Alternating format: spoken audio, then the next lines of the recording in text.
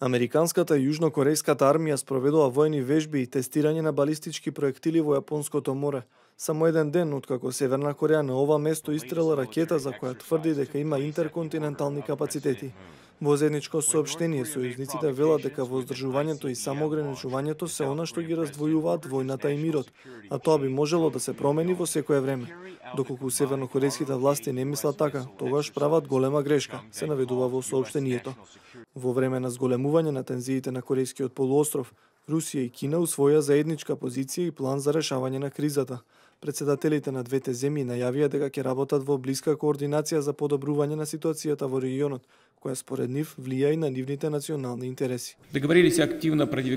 Се согласивме да продолжиме да ја развиваме нашата заедничка иницијатива, базирана на рускиот план за постепено решение на кризата на Корејскиот полуостров и кинеската идеја за замрзнување на нуклеарните активности на Северна Кореја, но и на американските и јужнокорејските војни вежби. Соединених Штатов Америки и Республики Кореја. Севернокорејската државна телевизија го цитираше лидерот Ким Јонг Ун, кој рекол дека лансирањето на проектилот било подарок за американците за 4 јули, денот на независноста во САД. Американскиот државен секретар Рекс Тилерсон соопшти дека овој потек е ескалација на заканата од Пјонкјанг и предупреди дека Вашингтон никогаш нема да прифати Северна Кореја да поседува нуклеарно оружје.